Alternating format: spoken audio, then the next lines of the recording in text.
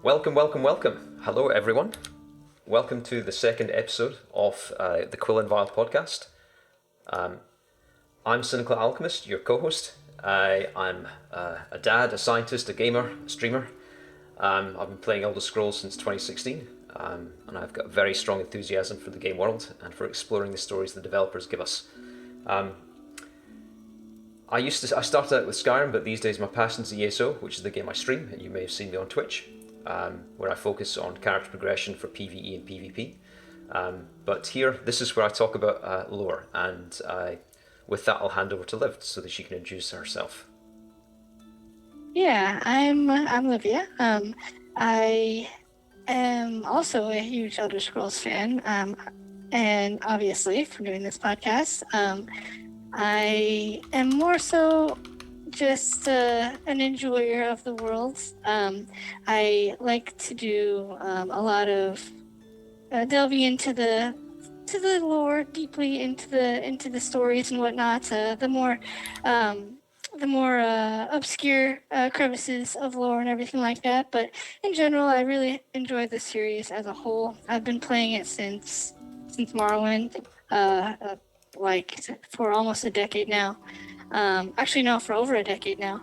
And have been playing every Elder Scrolls game except for Oblivion. I didn't play Oblivion that much because I couldn't get over the potato heads. But played Skyrim multiple times. Played Skyrim many times and absolutely love ESO. Yeah, I've been a role player for a long time too, so I've definitely done that quite a fair bit in Elder Scrolls Online. And yeah, all in all, just a huge Elder Scrolls fan, a Bethesda fan in general, and yeah, that's pretty much me. Cool. So, for the listeners, if you listened last time, you know that our podcast focuses on general Elder Scrolls game lore, and also anything that's happening in the games as we're experiencing them now. So, new releases, events, news, anything that the devs are doing. Basically anything connected to Tamriel, both past, present, and looking into the future. Our key point of difference, if you like, between us and the many, many excellent podcasts out there is that Liv and I have a very particular lore focus that we like to bring to bear on our episodes. I'm a scientist in real life, I'm a chemist, so I'm interested in the science of Elder Scrolls, wherever there is anything in the game that has some connection to science in the real world. And Liv, if you want to give the listeners a quick summary of what you're up to and what you like to do. Yeah, so my section of this podcast is kind of what I touched on a little bit earlier or a couple seconds ago, was the more obscure points of the universe of the Elder Scrolls. Like I said, I really, really enjoy the lore, and there's oftentimes these little mentions of things or books that people just like spam E on in a zone and never end up reading that are actually really, really interesting. So that's kind of what I'm highlighting here in this show, is those really, really cool things, or maybe really not well known things in the Elder Scrolls universe that's just are actually quite interesting when delved into. Cool. So hopefully with those two little snippets or little different insights into the lore, you're going to get something from our podcast that perhaps you might not get elsewhere. And that's really the key thing that we're trying to do. If we didn't think we could offer something different, we wouldn't have started this endeavour. So thanks for coming along on the journey with us, folks. And so let's dive straight into it. Normally, once we've done our little introduction, we do a little catch-up, because Liv and I, we're really good friends, but often with our different time zones, we don't tend to catch up in-game very often, so we like to chat about what's been happening for our Elder Scrolls experience over the past month. So what about you, Liv? What's been your in-game stuff this past little while? Well, it's stuff that you and I have kind of touched on, but it is that I have been exploring the Daggerfall Covenant, and I know you and I have talked about it because that's where you started out, right? Actually, no. I was packed beginning when I first started, wow. But I switched to DC. Never knew that. Probably about 2.5 years ago. Oh wow. Yeah. For some reason, maybe just because I associated you with your character Geralt, that I thought you were Daggerfall Covenant always. No, I've switched my allegiances. I'm not ride or die for any faction, or I haven't been until recently. Traitor. Oh, not anymore. Pot calling the kettle black there, I think. Well, you're absolutely right. Yes, I'm definitely a big fan of DC. I started in the Pact as well. Obviously, as listeners and you know me, I was definitely a diehard Dunmer fan. So I was very much a Pact fan as well, and I still very much am. I do like the Pact, and I like Skyrim. I like Morrowind a lot. But man, the Daggerfall Covenant has some fantastic storytelling, and I'm just finishing up Stormhaven, so I haven't even finished the area yet, and I've never, or I shouldn't say never, it's been a while since I've logged in the game consistently every night, spending maybe 2 or 3 hours just questing and not doing nothing else. Mm-hmm. And I feel that rejuvenation of I don't know, just enjoying the game again. And not enjoying the game, but enjoying questing, doing the old quests again. Yeah, yeah. Because they can be a little tedious sometimes. I mean, you've So, you've been quite dedicated to one particular character in game, haven't you? So this is switching to the different alliances must be quite a new phenomenon for you. Yeah, it is, and as people can see, I've changed my character. This is a huge thing for me, but it was a positive and a much needed change. But yeah, I've been having the best time over in Daggerfall Covenant. I studied a lot of medieval literature when I was in university, and it really hits that love that I had for that kind of stuff before, because there's just a lot of that. Obviously, it's the quintessential, you're medieval European, or I would say more so like medieval French and English and Anglo-Saxons and the Normans. But it's been a great time. I really like it. There's some really good characters, and I mean, if those of you who have done the questland over there know what I'm talking about, it's just really awesome. Well, I mean, yeah, when you go into Stormhaven, you start to come across the different orders of knights, and yes, you start to learn a little bit more about the makeup of the alliance and Emmerich's history. So it's a nice period of expansion of knowledge of what the faction is all about when you get to Stormhaven. Yeah, it really is, and I would argue that it's a very, at least as far as I can see, it's a more cohesive storyline than the Pact territories have been, where each zone felt like its own little condensed story that really didn't progress into the next. Like there was no like through line to the next place. Yeah. But Daggerfall Covenant seems like that. So, but I'm curious to get to the Redguard area. That was my ultimate goal, because I absolutely love Redguards. Like, you are gonna love Alakir. You are gonna love the quests in Alakir. If you've not done them, they're some of my favorite in the whole DC faction quest line. It's it's pretty special. Okay, good. That's good to hear, because I think they're one of the more interesting races in Tamriel, in the Elder Scrolls universe, just because they're so badass. Yeah, I'm excited. So that's just what I've been up to. I've just been questing. Cool. Well, since we last caught up on the podcast, I've been focused pretty heavily on PvP, actually. I kind of go through I swing around depending whether I'm like PvE progression, arena type stuff, or PvP. And I decided to rejoin my Cyrodiil guild, so I've been spending most of the last 4 weeks getting new builds set up for all my characters. I now have 6 stamina characters of each different class, and oh my gosh.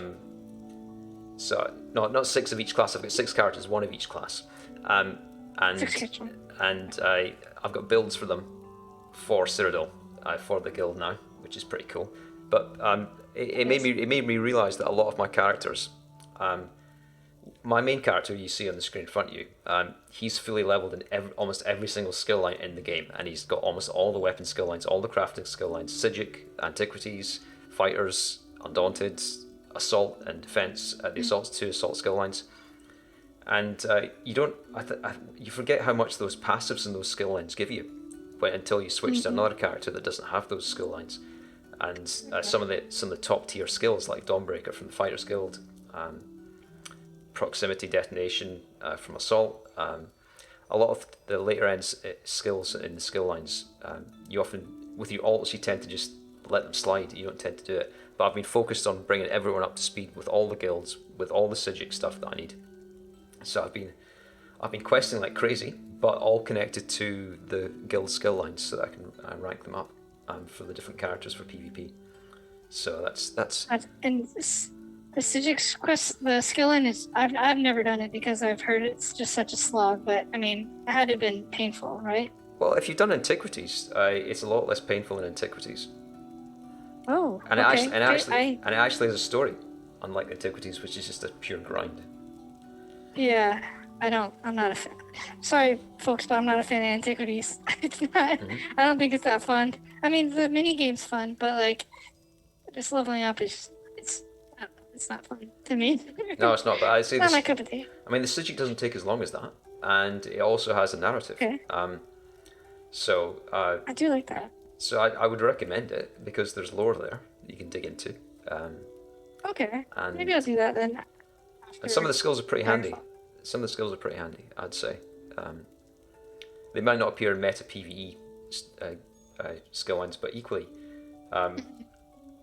as a Sorc, you might not benefit from one of the major ones, which is there's an imbued weapon skill, which our crystal weapon skill, our new morph that we got last year. It's kind of a mimic. Essentially, you trigger it, and then it makes your next light attack much more strong. Crystal weapons, it's so nice. Yeah, I love crystal weapons. But as Sorcs, we don't really benefit from that because we've got our own version. But for a lot of other characters, a lot of other classes that don't have that kind of thing, the second skill in the rank of the Cynic is quite sought after for as a spammable for parses. Okay. So, okay. Yeah. And also, I was meant to mention too. I wanted to. I don't know if we were gonna touch on this. Probably are gonna touch on it later. But the battlefield stuff. Not battlefield. Oh my gosh. Battlegrounds. The battleground stuff. Yeah. Yeah. Are you preparing for the deathmatch only? I've been in deathmatch only. I was in on stream Thursday night. Yeah. I took my baby Stamcrow into the sub 50 battlegrounds with my 2 proc sets because I'm a filthy sweaty boy. And I demolished lots of people in deathmatch. So that was fun. I got demolished a few times myself, but that's just the way it is. It swings around. I mean, I'd say we'll touch more on that as we go through the patch notes section later on. But yeah, I've been doing a fair bit of battlegrounds because of the change. Yeah. Okay. Cool. We'll talk about it for sure because I'm interested to hear more about it. Mm-hmm. So let's pivot over to news and events now, because there's. Last time there was a lot of stuff happening because there was lots of Skyrim 10th anniversary announcements, and there hasn't been a whole heap outside of ESO happening in the past month. But there's 2 things I wanted to bring up that have happened. We just went past the 25th anniversary of Daggerfall. 20th of September 1996, Daggerfall was released. So 25 years since what was essentially, I guess, the groundbreaking world exploration of Elder Scrolls. I'm not sure Arena got anywhere near as much plaudits as Daggerfall did. Daggerfall was routinely highly reviewed when it was released. So you had 25 years. That was quite a nice milestone. I should really go and play that. Have you ever played Daggerfall? I have never played Daggerfall before, but I was just gonna drop that the Elder Memes is playing through Daggerfall because there's like a new Unity update that they did. Not Bethesda. Yeah. I think it's a mod. Yes, a mod. Yeah. And he's been playing through it, and it's hard to watch.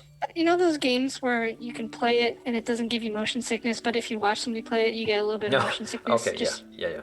It's kind of like that, Mm-hmm. but if you can, it's just like very Doom style, you know, like where you where the environments are generated before you and they're just like pixelated and very blurry. Mm-hmm. But to read the dialogue and the text, it's really interesting, and I suggest anybody that is interested in who can't play it themselves and who's interested in it would check out his streams because he's been going through it all. I know Lotus of Doom did a full set of the early games. He did Arena, Daggerfall, and Battlespire recently. Right. And I'm guessing those will be you'll be talking about those in the various different podcasts that they've put out as a group, Tales of Tamriel. I'm always interested in Battlespire because that's when I feel like that's besides Shadowkey, the one that came out on the mobile games, on mobile phones, like on Nokia's or something. I feel like Battlespire is like the stepchild, and like it's always talked about, but like in like secret, like whispers, and like Battlespire, because it was just kind of insane. But I mean, there is quite relevant lore at the moment because Battlespire is about Dagon, isn't it? Yeah, And did you know that Battlespire? It's like a Cyrodiilic. I was looking it up the other day. It's a Cyrodiilic battle mage school. Like it's like Hogwarts. Yep. It's so crazy to me, and it's just like in its own plane of oblivion. Like these battle mages just casually pop to a pocket dimension in Oblivion. No big deal. It's crazy. Mm-hmm. It's around in our current time. I think they make reference to it, or even we go there, like Imperial City or something like that. I don't know. So I haven't done that. Those quests or anything. But just a side note. Cool. I mean, Skyrim. Skyrim's been very quiet the past month. Although the devs are starting to build up towards the 10th anniversary. I don't know if you saw on Twitter. The devs gave a little inside backstory to one of the sets of NPCs you encounter. Did you see it? They tweeted about it. It was one of the devs who wrote the story for Camilla, who's one of the NPCs you meet in Riverhold. So it's literally one of the first NPCs you'll come across in the game, because Riverhold's where you head after you've gotten out of Helgen. And she's the character who's trying to choose between Sven and Feindal. Right, yeah. And you've got to basically substitute a letter so that Sven thinks that he doesn't have a chance, and she can go with Feindal. Apparently, because in the game you can marry Camilla, they didn't program it so that the one that she ends up with doesn't stop seeing her. So apparently, at one point in the testing, I think it was that or in the early play days, somebody contacted the person who'd programmed that or written that particular quest segment and says, "Is it a bug? I keep seeing Feindal coming out of my bedroom." Oh my god, that's awesome. Because Camilla is obviously getting a little bit on the side. Yeah. Oh my gosh, that's so funny. I thought that was quite amusing. Yeah, that's great. I love that. So I think we'll be getting. I can't believe I didn't catch that. Yeah, it was just popped out on Twitter a couple of days ago, I think. Yeah. But I think we'll get more little snippets like that into how Skyrim was created and the funny little moments that people had when they were developing it. So I'm looking forward to that as we lead up to November 11th or something it is. So just a month and a half until we get to the 10th anniversary. Yeah. But that was all I could find for all the other games. Nothing much else happening. Scrolls Legends, I just was seeing on Twitter, like, it's still being supported, at least on the social media side. I was actually thinking about getting it, downloading it again on my phone, but Elder Scrolls Legends was a fantastic card game, and I really am sad to see that it got, it just, I don't know what happened. I'm sure there's things out there about it, but I don't want to speculate really if there isn't, but it just kind of fell by the wayside. And I think it was an awesome game. I agree. Yeah. I really like Legends. They had that period where they switched the subcontracted dev, because they switched from one developer to another. But then it only lasted about 12 months after that switch before they sort of put it to one side and said they weren't going to focus on content anymore, and it was just going to be the shop front was going to get boarded up pretty much. Yeah, and I thought that was so odd. And apparently in Asia, the competitive scene was like huge. I mean, I don't know how huge, but apparently it was pretty big over there. And yeah, it's just interesting why it shut down. Yeah, it was great. No, I mean it's the only card game I've been able to play like that. I haven't been able to play any of the others that just don't seem to hold my interest, because I don't feel a connection to the stories or the characters and the cards. But with Legends, you're familiar with everything, and the artwork. Right. Oh my lord, the artwork on Elder Scrolls Legends cards is fantastic. Yeah, and you know what? It didn't even. I have to look this up just to make sure I'm not just saying random things. I think it added a little bit. Well, obviously the storyline added a little bit of lore, because there was the Clockwork City one that added a lot of the Clockwork City, like, still going on after Red Mountain exploded and everybody died. Spoiler alert: everyone dies in Morrowind except for Vivek. Just kidding. But I think I can't remember how to spell it. Oh, here we go. There's this character from in-game stories called Red Brahmin, who's not master. He's like a pirate. He's like a pirate king captain. And I think it was like supposed his identity was assumed in the books, but he actually is. It was confirmed that he's an Argonian, and I think in the books it wasn't really stated, or in Okay. the other games in the books, it wasn't really stated.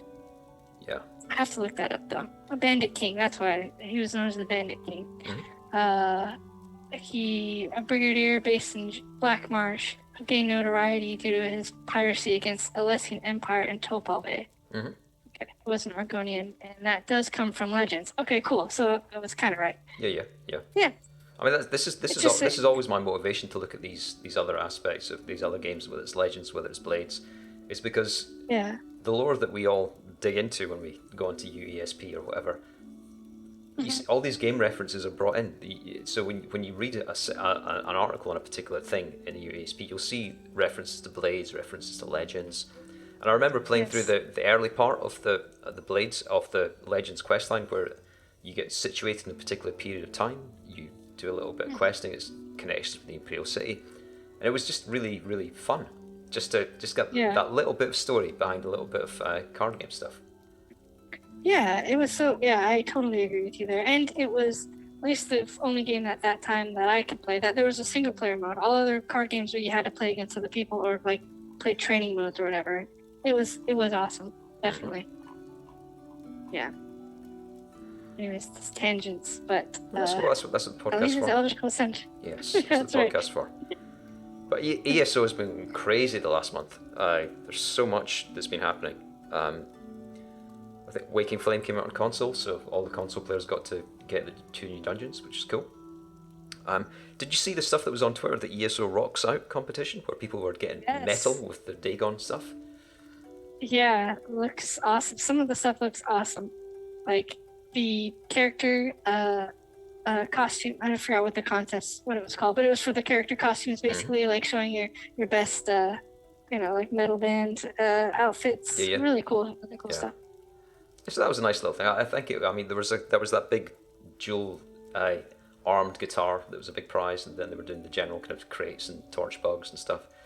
But it's a nice little departure from the usual in terms of promotions and stuff.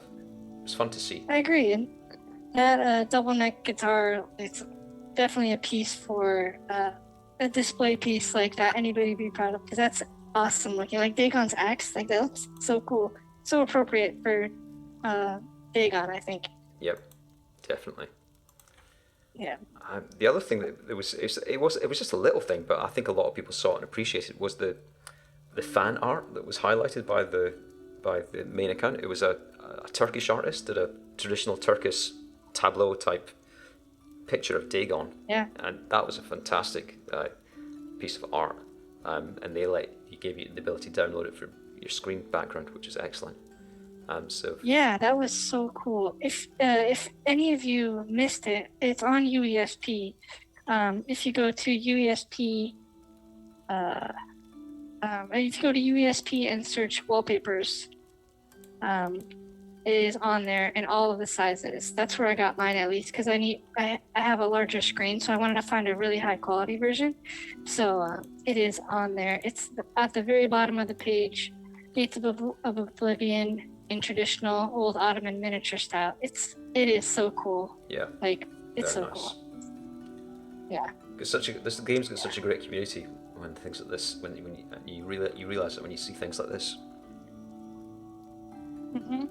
I totally agree. And I love that, like, the game, maybe people don't play ESO, but they're aware of ESO. You know, they're Skyrim fans, or they're aware of ESO, and they're excited about it. Like, you know, not firsthand, but like more secondhand excited about it because they just love the series so much. Yeah. All right, let's try to think about other things happening. Oh, there was the new stream team members announced. Don't know if you saw that. A few people that I've watched quite frequently. A couple in particular, Demon Cat Daphne, a Dutch streamer, and Minnie Mary got promoted to Twitch partner, stream team partner. Yeah. She's a great streamer. She is, yeah. So she's fun and funny, and I don't know, she's good. She's got a nice little community.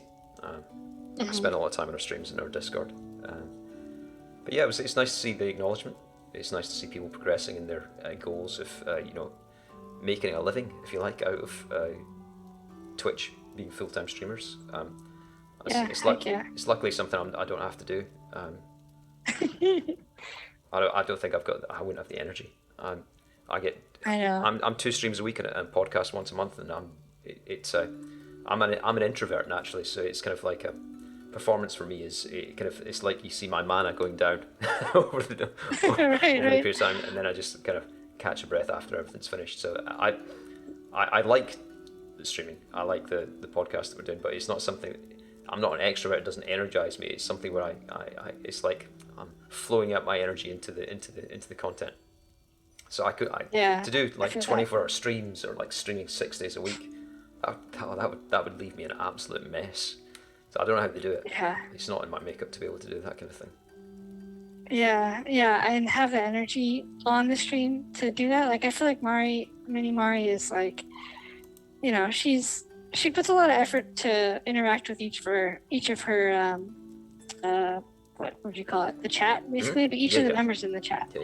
And she really I feel like she takes that much more effort to have that personal connection with everybody, and I don't know, I think it's awesome. Yeah, I agree.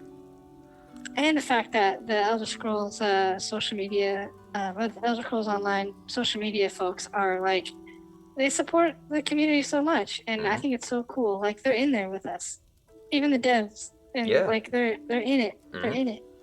I think Rich Lambert's going to give up his day job and become a streamer full time. I know. Well, I was watching one of the ESO lives, and he was insinuating that he or actually everybody was insinuating that he like leaked something on one of his streams, and I'm like, dude, you're gonna lose your job if you leak something.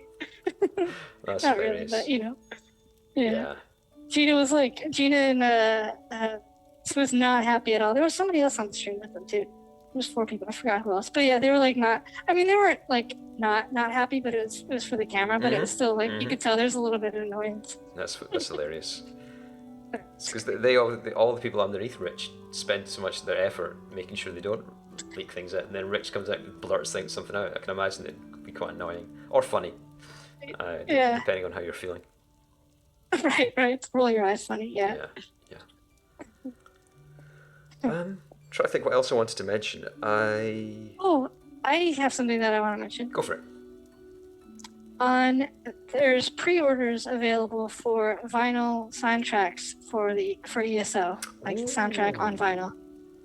I'm a vinyl. I bought the Skyrim one, and I do love vinyl records. I love my record player, and I think that's super cool for anybody else who loves that kind of stuff.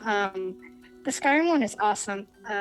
I definitely listen to it. I like to listen to like soundtrack music at work and or when I'm working at home. Yeah. And turning on the Skyrim one is just great because it's just like great ambience.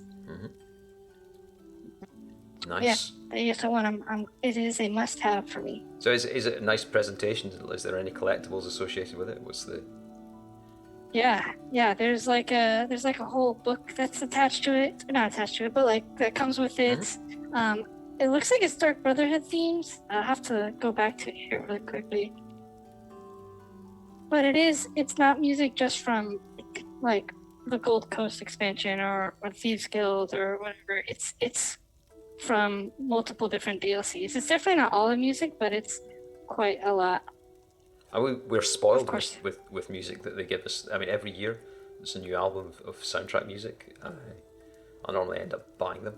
I didn't get the Grammar one, but I've got the Elsewhere one, the Somerset one, the Morrowind one, and the original 2 compilations on my phone, on my computer, just to play whenever I want to listen to something nice. And the different soundtracks, the different tracks on the soundtrack are excellent. I enjoy listening to them. Driving, working. Too. Yeah, it's pretty cool. Brad Derrick is the composer, I guess you could say. Does an awesome job. No, I very much like his work. Yeah, me too. In looking at the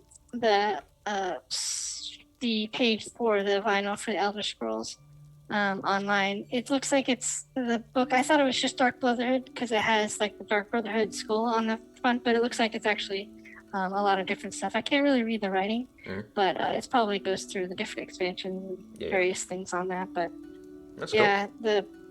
it's exciting. I'm excited for that at least. Nice. I don't tend to get collectibles. Mainly because postage can be a bit of a problem over here. Sure. But vinyl. I try to remember the last time I actually had a vinyl record player. Jeez, that's going back some. That's maybe back in my uni days. I have like a little suitcase one that's like a modern one, but you can plug an aux cord into it and plug some speakers in. That's cool. That's cool. Yeah. Yeah. Yeah. Other things that have been happening. We've gotten. First up, there's a lot of Fashion Scrolls action. Don't know if you saw the Blackfin motif, Blackfin Legion. Mm-hmm. I mention it specifically because its leg armor is probably got a good chance of supplanting what has been up until now one of the most dominant skirt leg items, the Mazaton legs. The Blackfin Legion legs is probably you're going to probably start seeing it amongst the Fashion Scrollers a lot more these days because it's a nice slim-fitting skirt essentially. It's got an interesting hemline. It's got a curved hemline. It's not a straight hemline. But yeah, I can imagine a lot of Fashion Scrollers will be trying to chase that down. And the reason I mention that is because it leads into update 32, which we're just about to be coming into. Yes. And it's on the PTS already. Because the PTS has gotten 3 motifs that are going to be quite sought after, I would say. So if you want to check them out, I actually, on my last stream, I went on the last half hour, I think you'll probably catch me going through them. Crimson Oath, which is it's a nice kind of cross between Imperial and Medieval, I'd say. There's the House Hexos, which is essentially a modernized version of the Imperial motif, and Crimson Oath, which is kind of more Daedric Gladiator style, but not as spiky as the ones we've had with Waking Flame and Deadlands Gladiator. It's more kind of traditional in styling, but it's got a chess piece that's going to go down well with the Fashion Scrollers. It shows. You said Crimson Oath twice. So the first one was the Crimson Oath. This last one was silver. No, the first one was Silver Rose. Silver Rose. Silver Rose. Yeah, sorry. The one that's kind of medieval, Imperial mishmash kind of thing, or kind of mixture of influences. And then there's the House Hexos, which is full Imperial, and then there's the Crimson Oath, which is the Gladiator kind of skimpy one. So there's gonna be a lot of things for people to get their teeth into for Fashion Scrollsing when update 32 hits the PCs and eventually gets to console. Exciting. Yeah. Yes. And we got dungeons look really fun too. I've not been into the new dungeons from the patch that we got. Update 31. I've still not done. I haven't either. You have to, if you go into it, you have to tell me, but I haven't either. But from the ESO lives, they've been looking fun. Mm-hmm. Yeah, I caught the stream. I caught the stream when they were doing. It was just a couple of days ago. They did the one of the lead the lead for the Deadlands Fargrave content was walking people through the 2 new areas that we get with its story DLC we're going to get soon. And I actually took a look at the houses on the PTS. There's one in each zone. There's one in Fargrave, the city region, and there's one in the Deadlands. One's Daedric, one in the Deadlands, one's more kind of... I went to Fargrave, I don't know if you know much about it. They've given us... so when you go to Cold Harbour, you've got the city in the middle, which is essentially just like any other area of Tamriel. It's just full of people. And then outside that city, it's Daedra everywhere. They've given us something like that with the new expansion. Fargrave's going to be a city where you can just do your normal city stuff without being attacked by patrolling horrors in the Deadlands. So it definitely gave me lots of Cold Harbour type vibes from the city in Cold Harbour. I think it's a nice little part of the expansion that we'll see. But the house there is I really like it. It's kind of a mix between Redguard and Khajiit styling. Oh, I think I saw pictures of it. Yeah. Mm-hmm. Khajiit mainly in terms of interior furniture, but Redguard in terms of the architecture.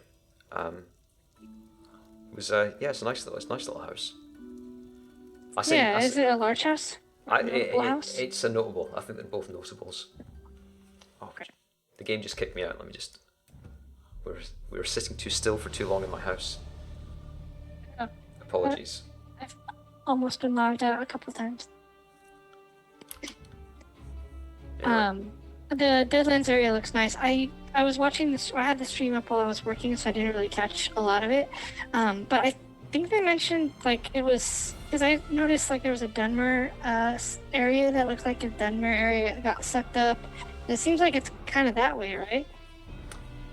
In which part of the expansion? Just in the regular zone. Okay. I haven't gone out much into the Deadlands on the PTS. I was fine going into the houses. I was fine going into quickly looking around the city, but I didn't want to spend too much time in the actual main quest zone, so I didn't spoil myself. Yeah, that makes sense. Right. Spoil yourself before you even get a chance to get into it. See, I mean, people will laugh at me. I go into the PTS to fashion scrolls. I go into the PTS to check the dies that I haven't unlocked and the motifs that I haven't been able to get. So, because I have my priorities right. Hey, yeah. Exactly, you have your priorities. But I would say you're doing it better because you're not doing the quests, which you would, it just sucks doing it twice when you don't have to do it twice, and not doing the actual content. Because the outfits and dies, you'll know what goals you have that you want to get. Yeah. I think that's okay. So that's my focus when I PTS. It's not. I sometimes parse. I sometimes look at new gear, but it's most of the time I'm just looking around at the things I haven't got yet. But yeah, you're really going in there to parse. Yeah, sure, okay. You just want to check out the outfits. That's true. The stream that they just did, the dev stream they just did, revealed the zone a little bit when the PTS went live. They also gave us a lot of information on combat changes and quality of life changes. I don't know if you were able to catch up with any of that. Yeah, I can't believe I forgot about this. I was just seeing it in the notes right now. The armory. Oh my god. Yeah. The armory is going to revolutionize, especially for consoles. It's going to revolutionize people's quality of life. I mean, for people who like add-ons on PC, a lot of the functionality is already replicated in the add-ons that we can get access to. But console players who make up a dominant fraction, the majority of the players of ESO, I think, is they haven't had access to things like this before. Which is the armory is a furniture item. It's a free furniture item. You have to go into the Crown Store and get it, but it's free. It's placeable in your house like a crafting station, like the outfitting station, and each character you have will have 2 build slots that allow you to switch between gear, CP slottables, skills, attributes, curses, and I think that's about it. Actually, I think it allows you to save. Oh, thank you for the follow, Elder Streams. I hope you're enjoying the chat that we're having, the podcast we're recording. It's nice to see you. So the armory gives us 2 slots that allow us to pre-configure things so that we can quickly switch between what we want to be. I mean, you can imagine if you're in a dungeon and your fake tank drops out, and you want to be able to tank, so you just switch over to your build, your skills, your attributes, just at the click of a switch. Admittedly, if you want to do it in the wild, you actually have to pay crowns to get the armory assistant, just like a banker or a trader, a merchant. You can essentially call them, you can summon them, and you can do the armory thing in the wilds. So if you want to do it in your house and you want to do it for free, that's fine. If you want to do it in the wilds, just like banking and merchant, you've got to spend the crowns to actually get the NPC assistant. I guess they've got to make money somehow. Yeah. But that's going to make a big difference. As I say, to console players, it's going to be night and day in terms of their ability to adapt to the demands of the game. Yeah, I'm excited for it too. I don't really like the add-ons that are available there, so it'll be nice. Well, I guess not that I don't like it, but the one time I did it, I got everything wiped out.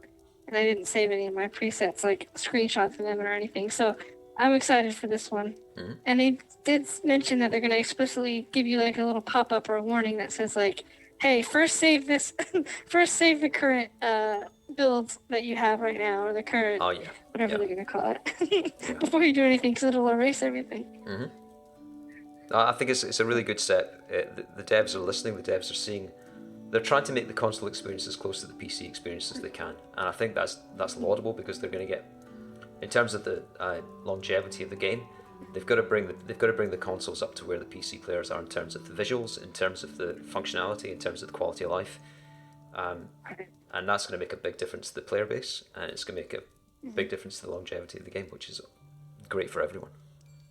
Yeah, I think so too. This is the kind of change that's, like you were saying, it's absolutely quality of life change, but it's like an ease of use change that doesn't feel like, I don't know how to word this, but it doesn't feel cheap or anything like that. It feels very useful, actually, and it's not like one of those things where people could be like, oh, back in my day, we didn't have the armor. It's such a moot point, Yeah, it's one of these things that'll be instantly adopted, instantly used, and it's just going to be part of the DNA of the game. Yeah, absolutely. Yeah. I'm excited for it. And then the instant guild mail is also something that has plagued me personally. Yeah. Whenever I get something from a guild merchant or a guild trader, it's always like I have to travel to a different location or go do my writs until I get it, and it's it'll be nice to have it right away. The times when it most annoys me is when I'm trying to get alchemy mats to get potions. If I'm going to Cyrodiil and I've run out of blessed thistle, I don't want to have to go to the guild trader, buy something, then go to another zone, and then come back to craft it. I want to get it, I want to craft it and get to Cyrodiil as quickly as I can. The other time I notice it a lot is when I'm been trying to get my characters up to Grandmaster Crafter, when you try to get the 50 complete motifs. Yeah. And obviously you'll go around all the guild stores trying to get the cheapest possible pages so you can complete your book for each of the different motifs. And having to wait till you travel to another zone to get the mail so that you can learn the motif page so that you can continue shopping really slowed the process down. Yeah. So, two specific instances where I've gnashed my teeth about the non-instant guild mail, and now that's going to be fixed, which is fantastic. I'm excited for that too. I'm eyeing the Grandmaster Crafter title, and I'm gonna wait till the update comes out because I've been to save up money and to do that too. It'll be nice. Yes. Oh, I almost forgot. The biggest quality of life game functionality change that was announced: curated drops. Oh, I forgot about that. Totally forgot about that too.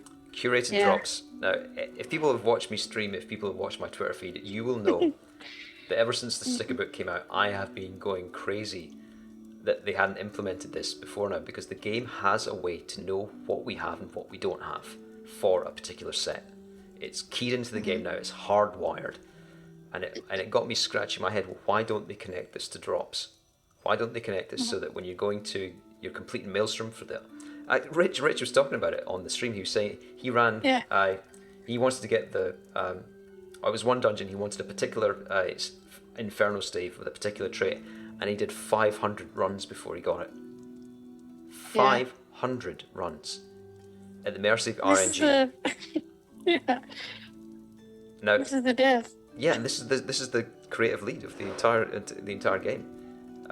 So he understands the pain, but they just hadn't gotten to the point where the game was willing to address that fact. But as I say, the sticker book was the start. The sticker book was the start to take the. And the thing about grind is, everyone does grind in MMO. MMOs are about grind. It's what we accept this when we play. We accept it when we get in game. We know we've got to progress a character. We know we've got to get gear. We know we've got to get materials. We know we've got to get skills up. The grind is there. It's what we know. It's what we do. But excessive grind can make people walk away from the game, and that's the problem.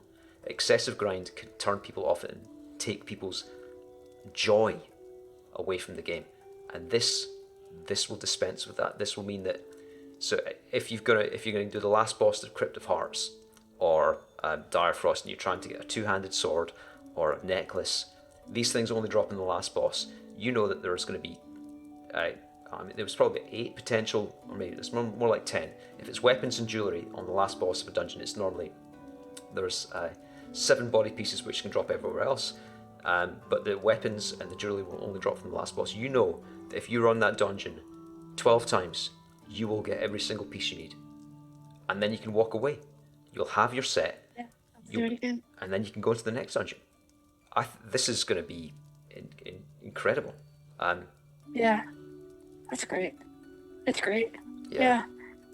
I'm excited for it too. When if just anybody's, not even just me, it's anybody who's just looking to change up their build, they don't have to think about the exhausted hours they're going to have to put into changing it up, and they don't have the full set.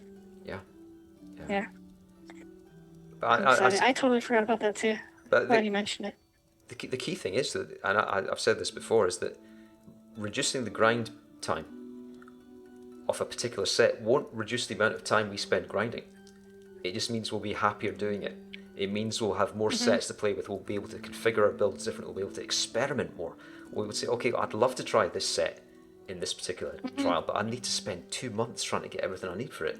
But no, you say, okay, I'll focus a couple of weeks, get my pieces back into the trial progression group, and knock off those veteran achievements. It's going to increase our enjoyment.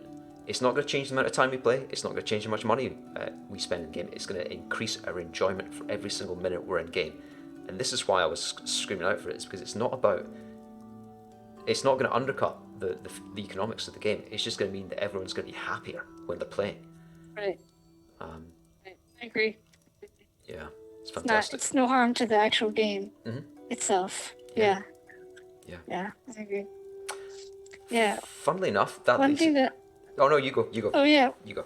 Were you gonna go into something that I wanted to talk about that has come up with this new crown crates, the Hollowjack crown crates that came out? Oh yeah, right? They were just 2 days ago, wasn't it? Yeah, it was Thursday. Yeah. Thursday night. Yeah, something that's come out that's been a bit of a sore spot on Twitter, including with myself, is just I think my thoughts may be a little bit different than what a lot of the folks on Twitter are saying, but really the general consensus of it is that things are so damn expensive on those crown gems, and the rate that they drop are just, the rate for some of the higher tier things is just really, really low. It's one thing to have low drop rates when you're essentially buying into a gambling thing, which, as a consumer of this game, you just know that. Crown crates, loot boxes, they're all the same. So this game is an 18 plus game, so as adults we should know that that's kind of what it is for gambling. Yeah. But man, the cost for some of these things, 25,000 crown gems for the highest amount, which it looks cool, but does it need to be 25,000 and a 400 gem personality? I don't know. The prices are getting a little ridiculous. It could be a response to the fact that they might not be earning as much money now with Seals of Endeavour. Maybe it's because they gave us Seals of Endeavour, which is a wonderful thing. You pay attention to your daily and your weeklies. You'll get enough in a period of a couple months to get many of the small items that you would normally try and gamble for in the crown crates. It could be that they've noticed a drop in revenue, and this is why they've increased the gem cost of some of the items. Because I looked at the crown crates on Thursday night on stream, and I saw the personality, the mount, the costume. 400 gems for a costume. Come on, yeah. So if you wanted to be full jester, have the mount, the personality, and the costume, that's 1,200 gems. Right, yeah. You're going to have to spend a lot of money to get that many gems.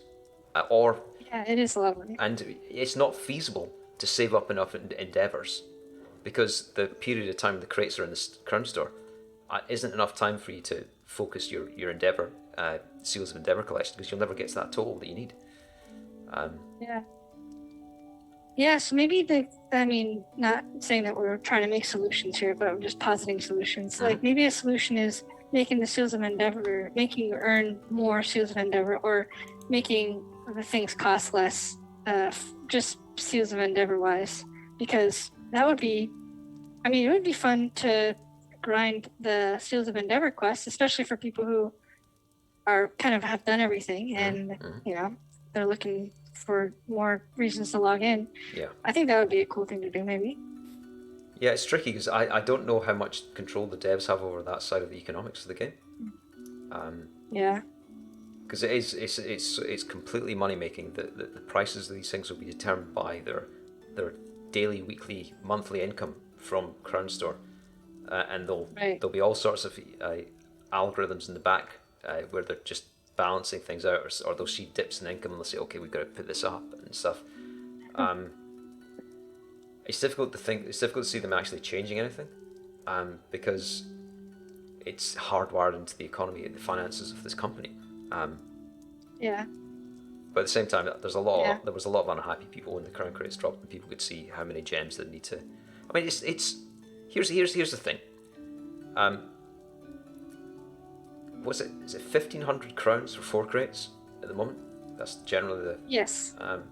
1,500 crowns is probably around. Would that be around $10? Let me see. I just bought some. I don't even remember how much. I love this game so much. I'm just like, just throw money at it. Mm-hmm. I know 5,000 is about $30, if I had to say. So it's I think you're right. Maybe yes. 10 US. So you get 4 crown crates. With luck, you'll get a 5th card in one of them, and it might be a purple or a gold. We chatted about this yesterday. The percentages for Radiant Apexes are incredibly low in terms of RNG. Yeah, I looked it up. It's 2%. I think I said it was 4% last night. It's 2%. Now, from past experience, when I used to use the crown exchange more, when I'd use in-game gold to convert that into a crown gifted item, which is perfectly acceptable in terms of service.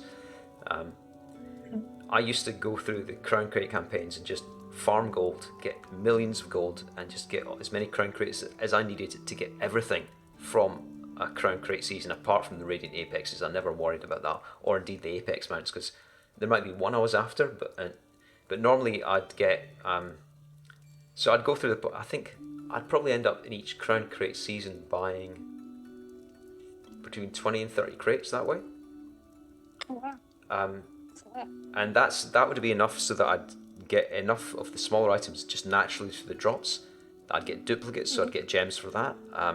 And eventually I'd be able to get all the other pieces I need, whether it was a costume, whether it was a skin, whether it was a pet, or whatever.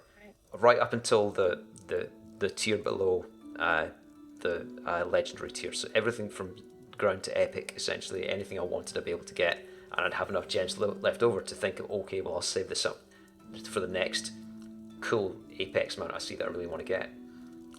Yeah. So you have to before Seals of Endeavor, you would have to spend that's 4, that's going to be 3, 6, at least $60-70 to get enough crown crates to get most of the things you want from the smaller tiers, and maybe enough to help you save up for the next big tier Radiant thing coming up in the next campaign. And we get maybe 6 or so crate campaigns a year. It's not every month. I think it's pretty much every 2 months. I think it's every 3 months. Okay. 2 or 3. Yeah. So yes, so that's like essentially 4 or 6 to 4. So let's just do some basic math. $60 US, 4 times a year. $240.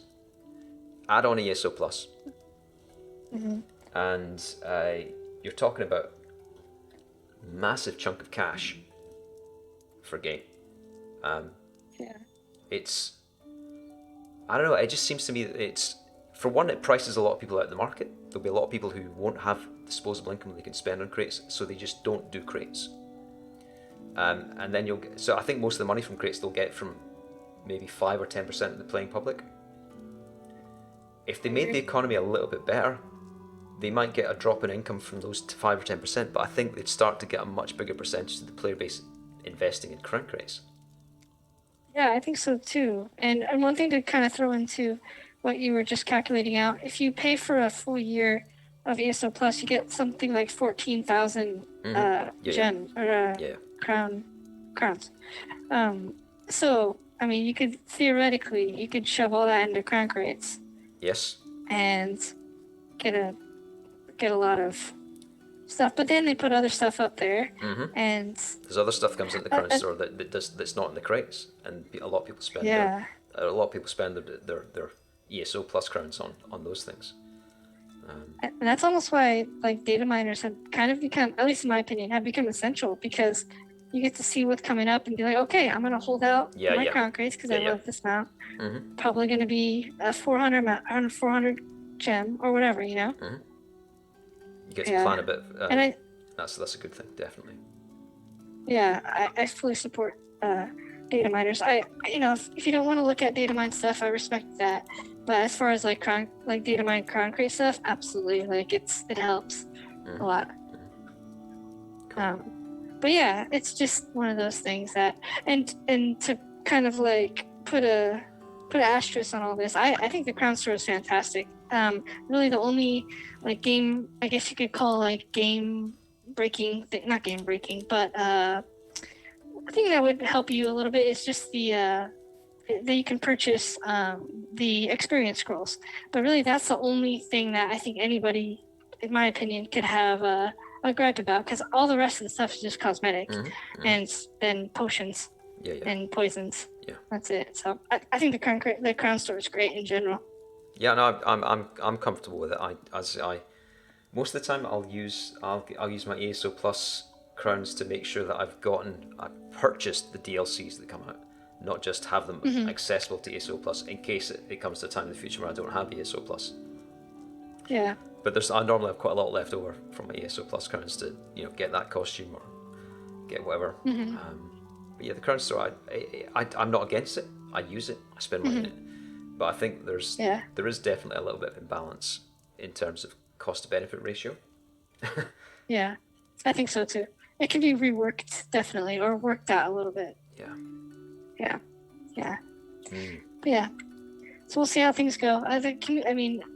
One thing I did notice was when the Microsoft acquisition happened, they put the prices on the Radiant Apex mounts. So I don't know how much control they have over that kind of stuff. Yeah. I think that a lot of people that we would interact with in social media or on Twitch, I don't think these are the people making the decisions with regard to the economy of the crown crates. I think that's handled. All the people that we interact with, like the community managers, the devs, the combat people, these people are in control of our game experience. These people are in control of the content. So these will be the people that might influence whether an outfit style or whatever, but they're not going to be the ones that are going to be dictating how many crowns we have to spend to get them. Yeah, I agree, 100%. And obviously, no hate to anybody on them. I don't think, Oh no, criticism is criticism. Yeah, it's a critique. There's no animosity. Yes. It's just a critique. Yeah. Yep, exactly. A critique because we love the game so much. Yeah. So I think we covered most of the things that I noted down that I wanted to hash out with the game changes that have been happening over the past month. Yeah, me too. Shall we dig into the lore? Over to you. Yeah, are we ready? Are we ready for it? Yeah, I'm ready for it. Definitely ready for it. All right. So we'll get Tamriel Obscura started off here with kind of. I want to paint you a picture. You and the audience a picture. So I want you to imagine you're back playing Skyrim. I want you to imagine you're kind of, maybe you're at the first quarter of your journey. You haven't really explored a lot of the landscape a lot, and you haven't really been everywhere, and you don't really have enough money to take a cart everywhere, take that caravan everywhere. So you kind of just get on your horse and you ride around. And of course you don't use the roads, because who uses the roads? Like, nobody just uses the paved paths because there's so much cool stuff to see off the paths. Yeah. And so you get on your horse right outside of Whiterun, and you are just kind of going, I think you're going to be going well, you're leaving Whiterun, and I think you're gonna go to the right, and just go kind of traveling through the the beautiful like golden hills of Whiterun Hold, and you see some mammoths here and there, and then you start seeing a few more mammoths, and then you see a giant, and then you see a giant camp and this tree in the middle of it in this purple lagoon, and it's just kind of right in the middle of nowhere. And if anybody's played Skyrim, we know this is the sleeping tree. So the sleeping tree is located in Whiterun Hold. It's located near the sleeping tree giant camp. I think that's what it's called. Yeah, or I think it's just called the sleeping tree. Honestly, cannot remember that. But I know it's there, and I know that you can get sap from it as well, which is an interesting thing that'll be coming up in the future. So it's kind of weird. There's no leaves on it. It's just like a random tree that's in the middle of nowhere. It doesn't look like any of the pine trees that are around. And you kind of go up to it, and it's an interesting thing. Really, there's nothing else to interact. There's nothing else to do with it except for it existing. So you're continuing on your journey. You're just doing your thing, whatever. You happen to get back to Whiterun, and you talk to Isolde, and she tells you a little bit about the sleeping tree and her theories about it.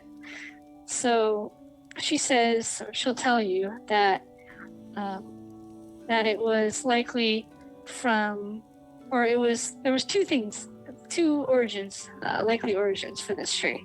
One is a rock that was blasted from Red Mountain during the Red Year, landing into Skyrim. And in that crater where that rock landed, is where the sleeping tree grew from.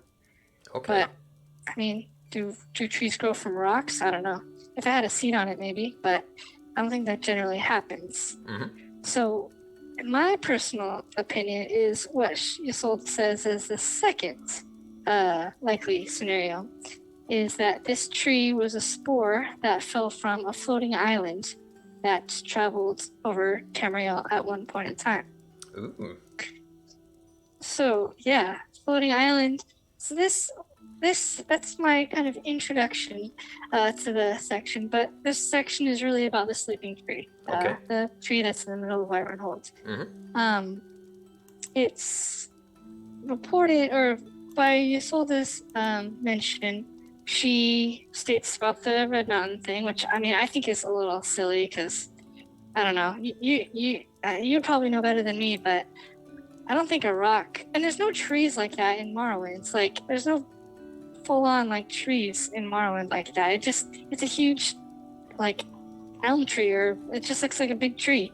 Not from Morrowind has like little ash trees and mushrooms and stuff. I don't know. It just doesn't seem like it would have come from that region in Morrowind to me, at least. So, and of course, this is making my argument. I'm using that to make my argument a little bit biased, but hey, this is my opinion. Yeah, go for it. That's what it's supposed to be, this segment. Go for it. Right. So then what I think it is, and I would probably put money on if I had to, is that it's actually a history, and a spore of which, or a history that grew from a spore from this floating island that traveled over Tamriel. This floating island is the subject and like the main setting for the book series that came out about the Elder Scrolls called Lord of Souls and the Infernal City by Greg Keyes. These books are very, very good. I definitely recommend people reading them. Yeah, really good. So this floating island is actually a portion of Clavicus Vials. This floating island is called Umbriel, which some of you might know that name to refer to other things, which we may or may not go into. But it's called Umbriel, that floating city. There are... Hold on one second. My game almost shut me out here. Okay, so Umbriel, yes. It's just this kind of fantastical island that floats. I believe it starts... the origins where it came into Mundus. So it's a part of a realm of oblivion, which is Clavicus Vial's realm, and it popped into Mundus somewhere over the southern seas, which is, I should know this. I don't remember what the sea's name is, but it's popped over in the south. It was like just floating, and it floated over an area that we can explore in game, which is the southern Black Marsh region near Lilmoth. And Lilmoth is also one of the starting areas of the book series, the starting settings, where you meet your main characters, 17-year-old Breton girl named Anaig and an Argonian named Mir Glim. But anyway, it's making this long story longer.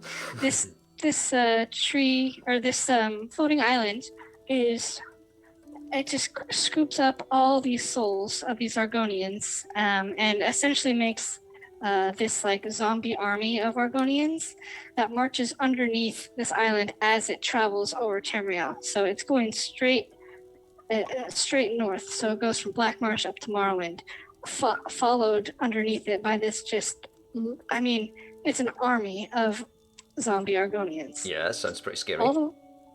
Yeah, it's pretty badass in the books, because there's a scene where some of the other main characters are arguing in Morrowind in Scathing Bay, which we know.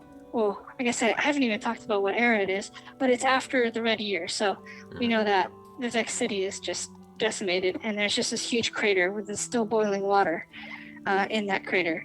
So there's this awesome scene of these Argonians ascending from this boiling water with their skin sloughing off, and just going to attack and search out for a sword. And yeah, it's just a very cool scene. I highly recommend the books. I'll have to check them out. But yeah, it's cool. But while this island's floating around, there's people living on this island. There's things living and existing on this island. Most of them come from the island itself, and the way that the way that people originally got there is kind of up for debate. But the island kind of births people as adults because it's learned. The island's like a sentient thing almost, because it's learned by picking up people from Tamriel, what people from Tamriel look like, and then it just constantly just spits out people as adults, and to work the various machinery and to work for the various Daedric lords who rule over this island. And one of the things that it picked up was a history, supposedly, because there's this history that exists on this island that's not really a history, but it is also very much a history. And it's very confusing because there's a lot of Daedric stuff going on with that, but it's essentially larger than a history. It's noted because that main character, Mir Glim, an Argonian, he is up there, and he obviously knows what history is. Previously, he lost his, I forget what it's called within the Argonians, but he lost his home tree's voice. You know, where the Argonians kind of hear their histories. He kind of lost that because he was away from the Argonian society for so long. But he could hear and faintly understand this not history in this floating city. So we know it's definitely a history of some form, whether it's artificial or natural. And there's so that's where this originates from. So that's where I suppose that this originates from. The sleeping tree is some unnatural offshoot of this not history that has fallen. It kind of reminds me of, I don't know if anybody, this isn't a Elder Scrolls reference, I'm going way off left field here, but it's kind of like in Blade Runner 2049, when the replicants, when they find out that basically replicants can have children. So it's like the replicant of the history had a child, aka another offshoot. So that's essentially what I think it it to be. Yeah, so it's really something interesting. And I feel like it would have been so cool in the game if they made Argonians. I don't know, like if you were to approach it or something as an Argonian, you like heard, like that buzzing noise that you hear when it's a radio or something like that having some feedback issues. Yeah. Like if you heard that kind of Some thing, white noise static type thing. yeah, that would be so cool. Like to do if they would have done something like that. But I don't know. I don't really think the developers were like, "Oh, this is what it is," leaving us to So form our own opinions. there aren't any quests about this in the game. There aren't any quests around the sleeping tree other than that dialogue you have with the NPC. No, not that I know of. I've never done any quests regarding it. I've only ever collected the sap, which sleeping tree sap is like a hallucinogen, which in the game in Skyrim.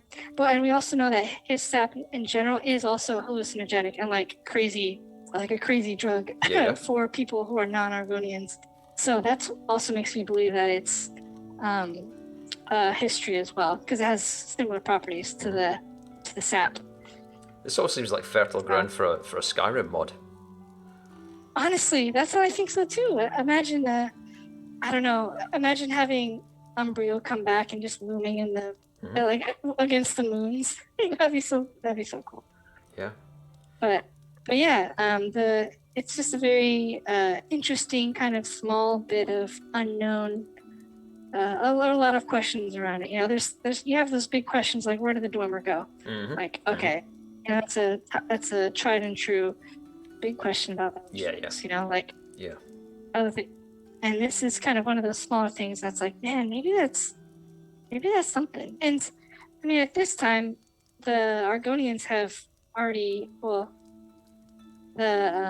Argonians, the Anzalil have, made their I don't want to say it's a pogrom because it's kind of a rightful war. They go into Morrowind and kill some Dunmer because of the slavery that they have been subject to for for thousands of years. And one of the things that's mentioned in those books as well is another history, which is in the Lil'Noth itself. It's like been cut off, or it's cut itself off from the rest of the histories in Blackmarsh, and it's kind of called a rogue history, and that's the tree that the Anzalil listened to, and supposedly that's the one that calls them, the history that calls them to action to move up into northern Blackmarsh and into Morrowind. I think that history that's right in the middle of Lil'Noth is that one, but I could be massively speculating here because I don't know how often histories just scroll back up again. But histories are an amazingly interesting race in Elder Scrolls. I know probably a lot of people that listen to this will know that it is a race. It's like a sentient race, but some people might not know that it's like it is the oldest race. They're not just trees. They're more like ents. Yeah, exactly. Non-moving ents. Yep, that's exactly it. And they are all connected, and they were there when the elves, proto-elves and men were fighting. When they were called the Wandering Elnafe and the elves. And they're one of the coolest races in the game. So I think it's interesting that an artificial one can be made, and in Skyrim. And why a giant is attracted to it, I'm not sure. Yeah, I thought all the giants cared about was cheese. Yeah, and getting the what do they like paint, like the citizens of Skyrim paint the yaks and stuff and like feed it to them. Yes. Yeah. Just interesting. It's an interesting little tidbit. I suggest people go to it and check it out and have some history sap. And don't take too much because I think you die. My only in-game experience with his type stuff is the Shadowfen questline in the Pact. Yeah. And there's a part of the quest where you're trying to protect, because the AD are trying to poison. Oh right, that's right. I remember that one. But you said you're doing Murkmire more recently now too, right? Or you have yet to start? I'm about to start. I got distracted by PvP stuff the past month. Mm-hmm. But yeah, I want to get back to Mark. Yeah. I think Mar did a good job in adding Argonian lore. It's just very interesting, and the whole history thing is, I don't know. In my opinion, Argonians are interesting because the histories are so interesting as well. Mm-hmm.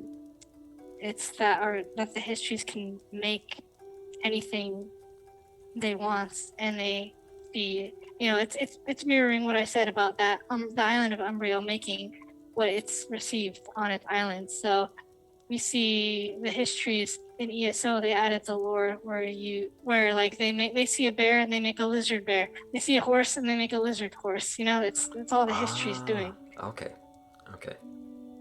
Yeah.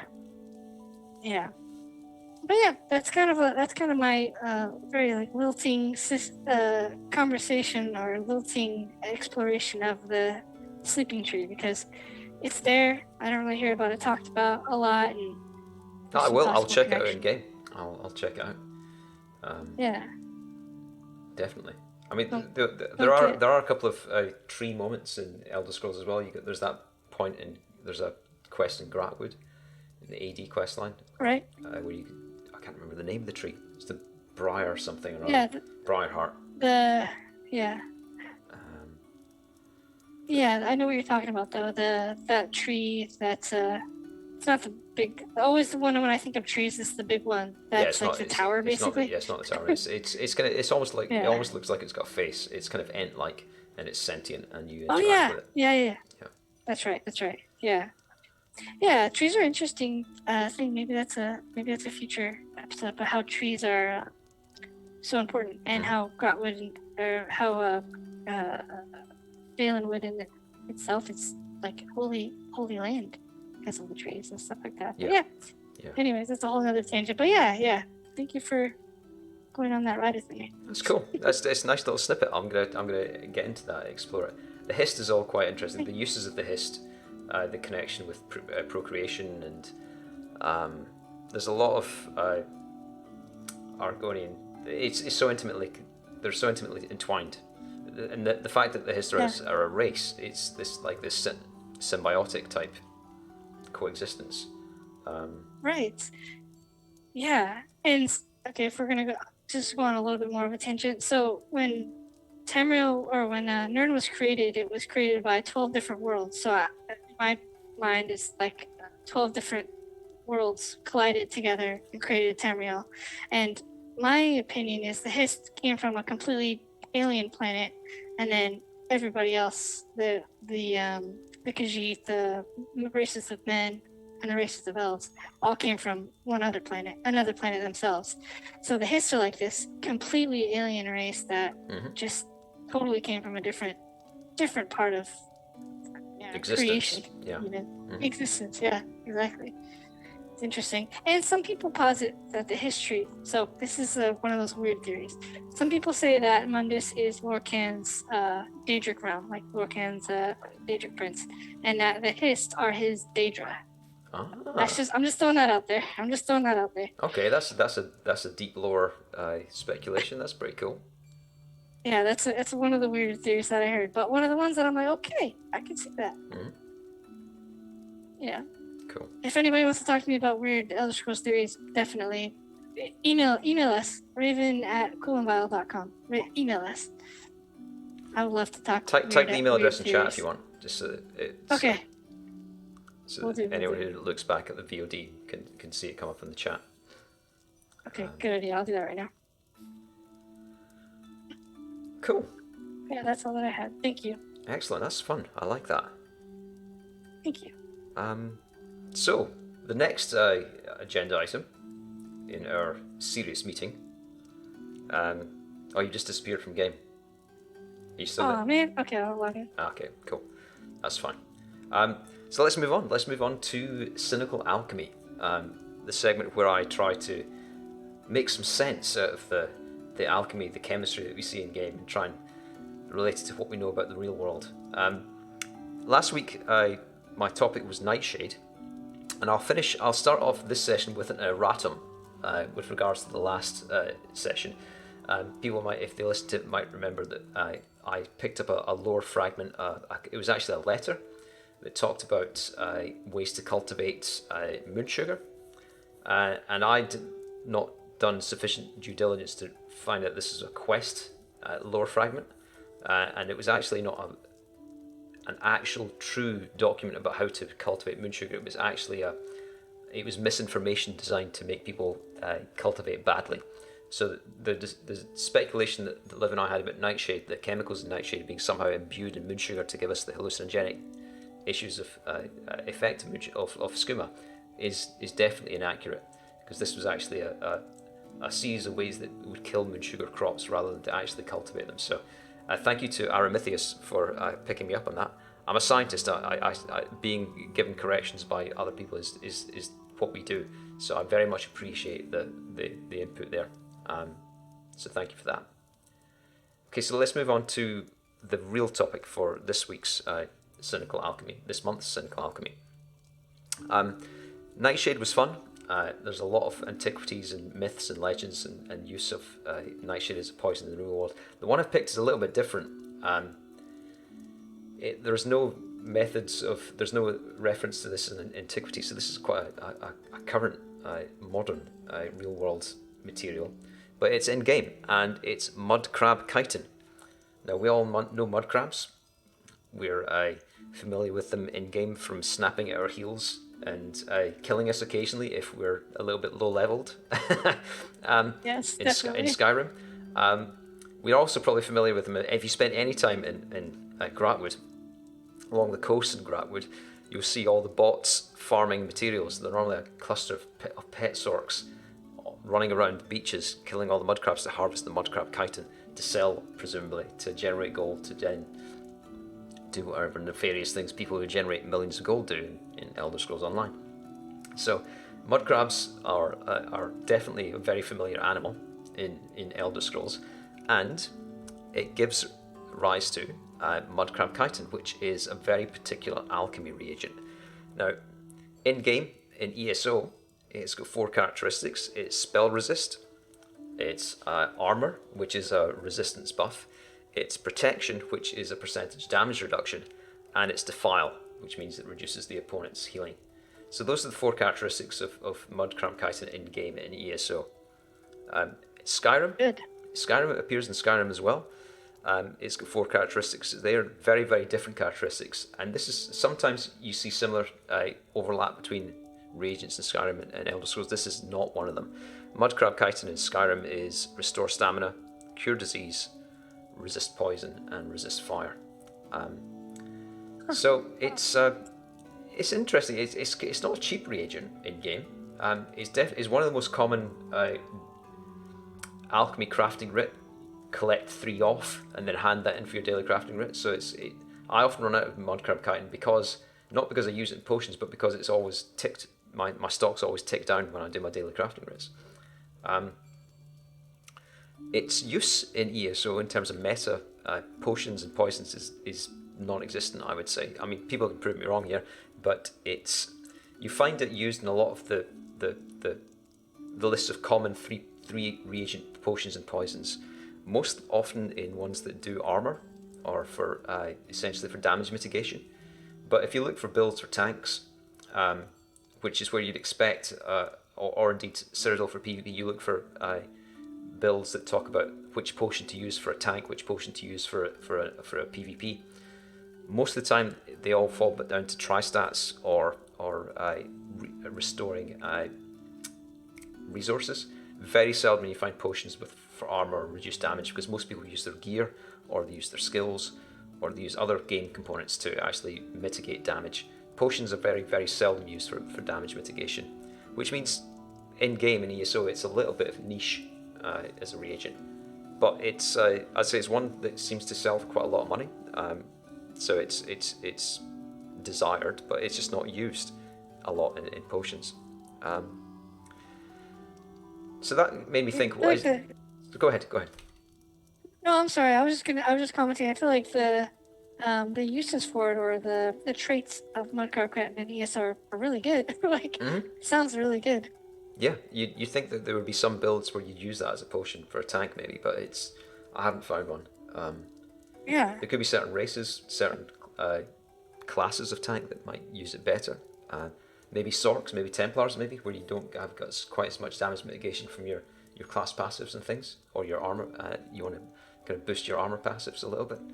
But yeah, I haven't found many that have used it in potions. But anyway. But I mean, mudcrabs are everywhere in Elder Scrolls games. But in terms of lore, for this particular alchemy reagent, there isn't a lot of lore from Mudcrab Chitin. And I kind of wondered why that might be, because a lot of reagents I've got presence in many Elder Scrolls games. Mudcrab Chitin only came in as an ingredient in Skyrim, so we've only had it for about 10 years in the in-game universe. So there's not as much lore as you might expect, mainly because it's not a reagent that's got a long history. So it's there are some lore articles in game. There's an ESO lore book called The Fickle Nature of Mudcrabs, where the researcher that researches mudcrabs talks briefly about interacting with alchemists that use Mudcrab Chitin, and then he quickly asserts that he would never do such a thing because he obviously loves mudcrabs too much to extract the material out of them. That's one of his test subjects. Yeah, exactly. He's developed a bond with them. He doesn't want to crush them and extract out the material from them. And that's probably about it in terms of lore books. It's really quite slim in terms of. Mudcrabs are everywhere. Mudcrabs are everywhere. You see them. They're mentioned. They're in quests. They're in all over the place. But the actual reagent itself is not heavily mentioned in lore. So there are Mudcrab quests. Elder Scrolls 3 Morrowind. There's you've got if in the House Redderun quest line where you're increasing your standing within House Redderun. There's a quest where you've got to go off and kill 2 meat-loving mudcrabs that have started to take down Gwar in that game.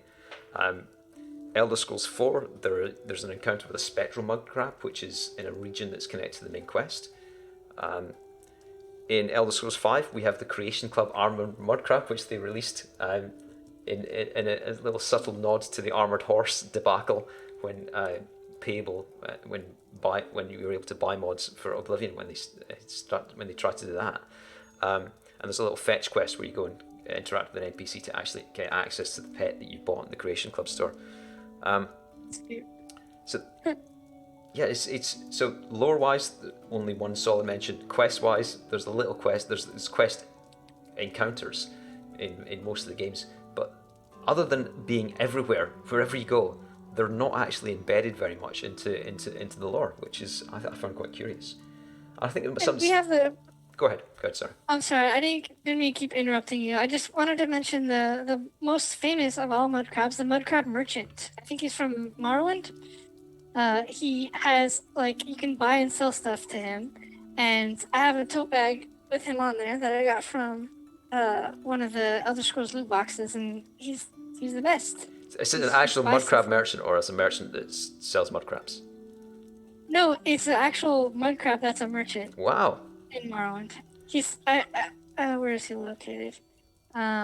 He actually exists. Is this Elder Scrolls 3 or? Yeah, Elder Scrolls 3 Morrowind. Wow. Okay. That's a little fragment of information I didn't manage to find. That's cool. It's So a sentient trading mudcrab. That's quite. Yeah, he's in Morrowind. He's on an island east of Mizanch of Dwemer Ruin in Azura's coast. Wow. The mudcrabs look essentially like beetles in that game. Mm-hmm. But yeah, he has, he has drinks. You could buy drinks from him. And I think there's he has a large amount of gold, so you can sell a lot of stuff to him. Yeah, he has 10,000 gold. Mm-hmm. Man, that's a lot of gold for that little guy. That's pretty cool. Yeah. Yeah. I guess much more prevalent than discussions of chitin in lore, which is a component of mudcrab shell, is the use of shells as armor. I mean, there's so many Dunmer and other races. The Falmer quite routinely use shell as armor pieces, and it's part of the Morag Tong motif in ESO, and it's strapped onto Naryu's costume that you can buy in the current store. And it's on so many motifs. The shell is quite prevalent as armor itself, or indeed adornments to weapons and so on. So in the game, the actual shells are, I say, not just the mudcrabs. The shells are around us everywhere in terms of the clothing, in terms of armor, and this is most likely the inspiration behind the properties that are given to Chitin in game. The damage reduction, the resistance buff, the armor type things, that's where the strongest resonance seems to be between the properties of the reagent and how we encounter shells, crustacean shells in game. Interestingly, in antiquity, there isn't an analog. With Nightshade, there were so many crossovers between historical use and game use. In the real world, it was much more common to find bone used as armors. Presumably because we don't have massive mudcrabs or chorus skittering around. We don't have the massive creatures that they have in game, which gives massive pieces of shell, which could be used for shields, which could be used for all sorts of stuff. In our world, our crabs are a little bit smaller than that, and the shells are a little bit thinner, so you wouldn't use them as armor. But bone, because we've got big animals, with regular bone shapes, it's much more amenable to creating armor out of bone in the real world than it is to use shells like it appear in Elder Scrolls. So yeah, it's an interesting reagent, and it's a very prevalent creature, but there's not much in game that really gives you a real handle on what Chitin could do or should do, or so let's pivot to the real chemistry. Let's pivot to the chemistry of what Chitin actually is in the real world. Do you know what Chitin is chemically? Yeah, or no, not what it is chemically, but I mean, I know what it is, like what chitin is. Because it's an extract from crustacean shells, obviously. It's Is it like silica? It's not mineral. It's not mineral. It is it's a polysaccharide. Seashell is made up of about 30. Crustacean shells is made up of 30% carbohydrate, 15% protein, and the rest is mineral. The mineral isn't chitin. Mineral's calcium carbonate. Calcium. Okay. So calcium carbonate is what we know from seashells. The actual normal seashells, not crustacean shells. Seashells are much higher proportion of calcium carbonate. It's a mineral. It can also be a very, very attractive mineral. If you look at sometimes when you collect shells on the beach, the outer surface is all roughened and worn and dull, but then you look on the interior of the shell, where the shellfish actually lives. You see it's smooth, and sometimes it's reflective, and sometimes it refracts the colours, and it can be pearlescent. That is a very structured layer of calcium carbonate, tiny, tiny little disc crystals arranged in layers, and in between those layers are proteins and chitin, and essentially you get this composite structure, this very ordered composite structure that interacts with light in a particular way in terms of reflection and separation of the wavelengths, which makes these things look incredibly pretty. So the solid component, the mineral component, the actual what you traditionally call solid, is actually of crustacean shells is calcium carbonate. But the stuff in between it, the cement, the mortar, is the chitin. It's the biopolymer. It's the polysaccharide. So chitin it's in the same family as starch from potatoes. It's the same family as cellulose from trees. The same family as pectin from fruit, which we use to make jam. They're all long chains of individual sugar molecules joined together, making what we call a polymer. So chitin is just like that. It's got a particular sugar repeating unit along the chain, and it's what's secreted by crustaceans to combine with calcium carbonate to make their exoskeleton.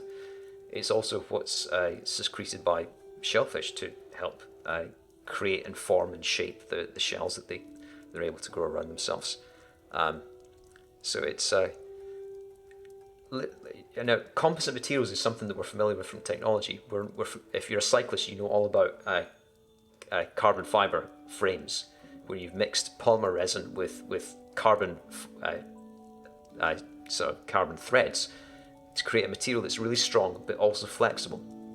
And the inspiration for that comes from nature. It comes from things like crustacean shells, which have got they've got the toughness of calcium carbonate, a mineral, but they've got the flexibility of a biomolecule like chitin, which gives it the combined traits of both. You get the best of both worlds, and that's what composite materials are.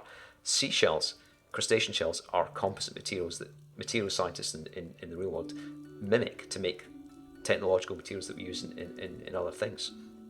So it's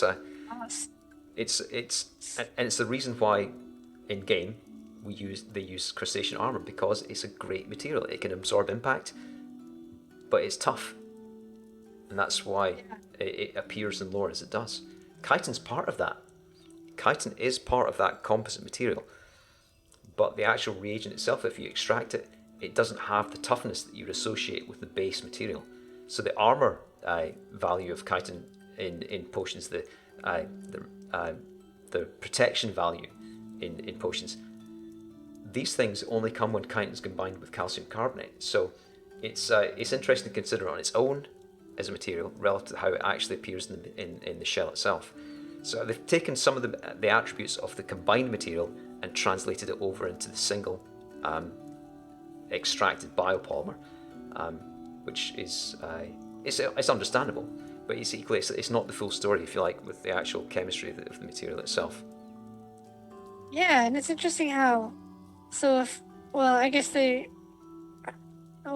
game would be calling chitin the whole of the shell, really, or unless the actual ingredient is an extracted form of that chitin from the mudcrab shell. Yeah, it could well be that the actual material in the game as it appears isn't purified chitin, it's chitin with other bits and other components from the shell, which would thus make it a little bit more like the initial material itself. Yeah, it's so interesting. It's like, and it seems like it would be a good armor, especially with the mortar being the proteins and stuff like you're talking about. Well, the chitin, and then the calcium carbonate being the actual rigid part, right? Yeah. So it seems like, and then bone meal is essentially the same thing, because it's just crushed up bone with a different type of mortar. It's the same idea. It's exactly the same. It's exactly the same idea. It's our bones. I mean, because they're internal as well, and instead of external, they've got a lot more vasculature, a lot more diversity in biomolecules compared to seashell, crustacean shell. But the basics are the same. You've got a mineral component. It's calcium phosphate, because our bones are calcium phosphate and crustaceans have calcium carbonate. But it's the same mixture of polysaccharides and proteins that create the scaffolding around which the mineralization occurs, which gives us our skeleton and the strength of our skeleton. So exactly the same thing, inside versus outside, a little bit more vasculature, veins and blood flow with our bones than with exoskeletons. But yeah, the material science is very, very similar. Very similar. It's interesting. It seems so simple, and especially how you were saying before that it's essentially just like potato starch is like just a sugar, a chain of sugars. It's like, it seems so simple at that for such a hard material. It's just like, really? That's so weird. Yeah. Yeah. I mean, that's the beauty of composite materials. Is you create the polymer itself has got flexibility. It's got but it doesn't have strength. The mineral has got strength but not flexibility. You combine them both together and you get the best of both worlds. Now, interesting. So, with Nightshade, I was able to go back into history and actually talk about how the poison actually encountered in myths, legends, and in ancient histories. Chitin doesn't give me that opportunity, because chitin was only extracted in the late 1700s, 1800s, early 1800s. It's a very, very recent chemical discovery relative to many of the poisons that you might come across in game.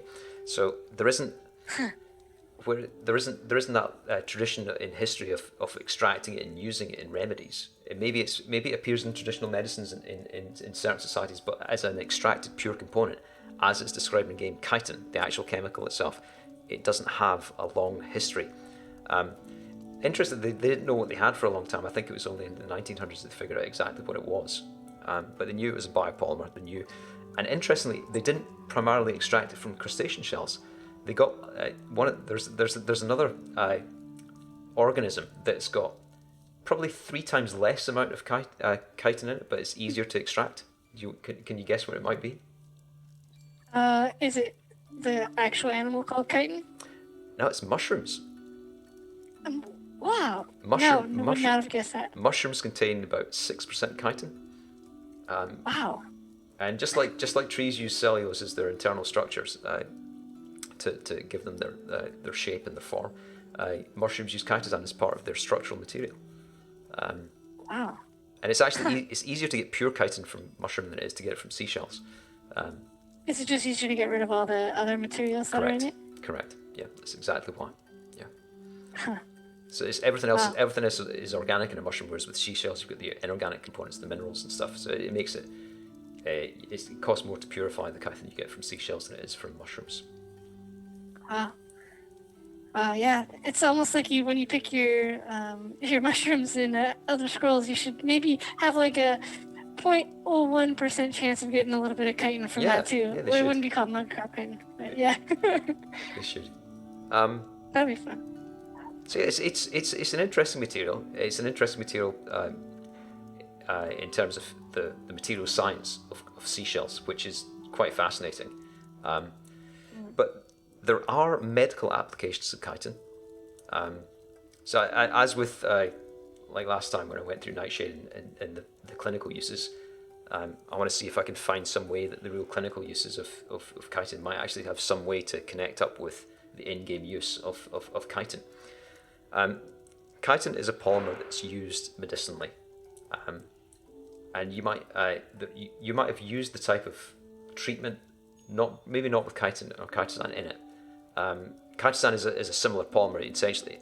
You've got the long chain of chitin, which is the individual sugar molecules, and if you took a pair of scissors and snipped off little bits of each little sugar molecule, you'll get something called chitosan, which is water soluble and it's easier to use in material science. So it's a derivative of chitin. Chitin and chitosan are a pair of molecules that are used in medicine, and they're used in bandages. Oh. They're used in bandages. Yeah.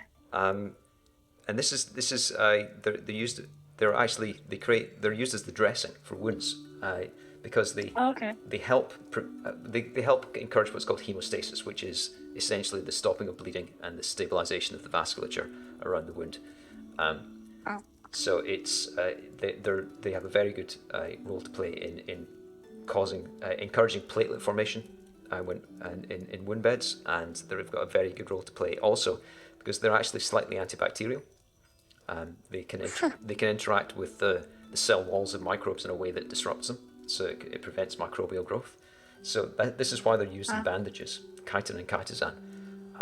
This is why they're heavily researched. There aren't many probably commercial ones that use it, but it's used. It's a big topic in wound research to use materials like this to help the body cure itself. And this leads right back to probably the only connection to any of the in-game traits, because cure disease is one of the traits for Skyrim. Oh wow!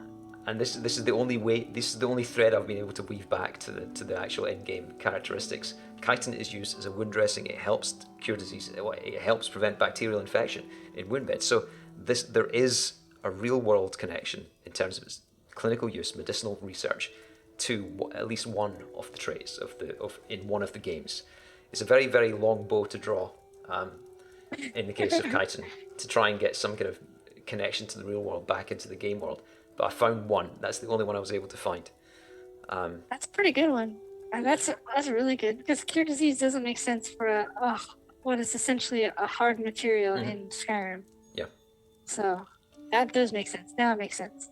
Exactly. Maybe that's why they put it in. Who knows? You're right. Yes. So that was my odyssey with Mudcrab Chitin for this month. I love that. That was great. That was and it makes me think like, okay, well the Falmer use chitin. Oh, I guess they use Charis chitin, but I guess you could say Charis is a type of crustacean. Oh, it is. It's almost like a big, huge lobster. Yeah. Right. Mm-hmm. Yeah. Yeah, it is. And so I guess you could say maybe it's, I don't know, to heal their. No, I mean you couldn't say that because they don't have any, unless they have open wounds on them. But they're not like I was gonna make a connection of them like trying to heal their sickness, their blindness, their craziness, but you can't really. It's not something you can really heal because it's not a wound per se. Mm-hmm. But yeah, that's so interesting. I love that.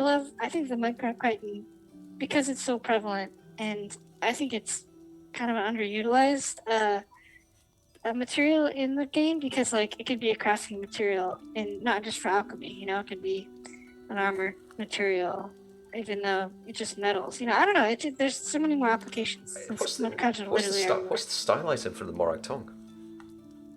Oh yeah. Let me just check Morag that. tongue. It might actually be. It won't be the. It won't be Mudcrab Chitin, but it might be shell related. Yeah, it could be shell related. Oh, just logged out of the game because I was sitting down too long. Oh no. Let me see. Let me go over to your crafting stations really quickly and see. Because I can craft it. Oh, actually, I don't know if I can craft it on this one. But yeah, it's interesting. I know bone meal is, well, a scarab is used for, was a Whiterun one. It's boiled carapace is what it's called, which is essentially the outer shell of a creature. That's the style material for the Morag tongue style, which, yeah. Carapace is another word for shell. Yeah, so it could be, what else is around besides like silt striders, and I think that's the only large crustacean-like thing, even though that's more of a bug. Mm-hmm. I guess bugs and crustaceans are really the same thing though, right? It'll be using the same materials. It'll always be using a mixture of protein, polysaccharides, and calcium carbonate. There was a really good, one of the channels, Elder Scrolls channels that I like to watch on YouTube is Fudge Muppet. They're really good lore guys, and they had a video recently of mudcrabs, just about mudcrabs in general, like where they came from, and it was kind of like what I was doing with this episode, where I was just like throwing out things and making kind of educated assumptions about things. Yeah. But they were saying that because you know that big the scar, the giant crab that Aldrin is made out of. Yeah.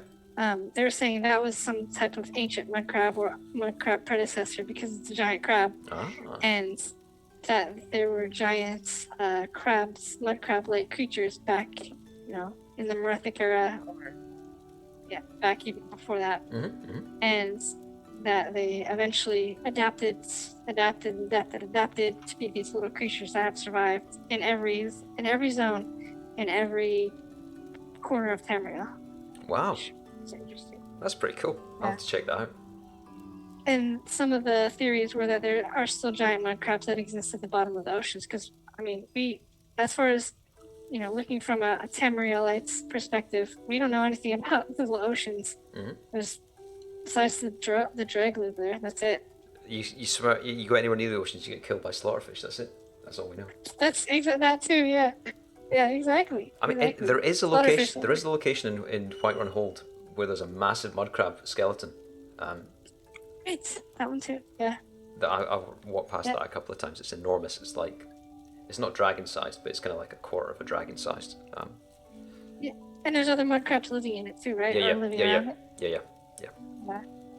And there's, I mean, you look at the House Redrun structures. I mean, they look like giant bug carapaces, but who's to say that those weren't maybe crabs? Yeah, one side too. Could well be. Yeah, definitely. I think mudcrabs are one of the more interesting creatures in the game because, like you were saying before, they're a lot bigger than crabs that we have in our real world. Besides, like spider crabs or like the coconut crabs. I mean, there's some big crabs in the real world, but not like huge numbers of them, like the tiny little crabs that we'd use for food and stuff like that. Right. And you can even in ESO there's still tiny crabs. I've seen little crabs before too. It's just so interesting. I think they're interesting. And then the reagent and that their materials exist in real life and have actual practical applications. Yeah. You would think it would have been more of a medieval type of usage in our real world. You know, being I'd say that there may be. I didn't do a deep delve into traditional medicines, and it's quite possible that powdered shell might have been used in some forms for some types of things. I mean, calcium carbonate is a decent source of calcium, so it would be a decent dietary supplement. So it wouldn't surprise me if powdered shell, crustacean shell, might have found its way in as a traditional remedy of some kind. But the actual extracted biopolymer, no, they wouldn't have been able to separate out the mineral from the biological in that material. Powdered crustacean shells, yes, you might have encountered that. I didn't chase down that rabbit hole for this episode.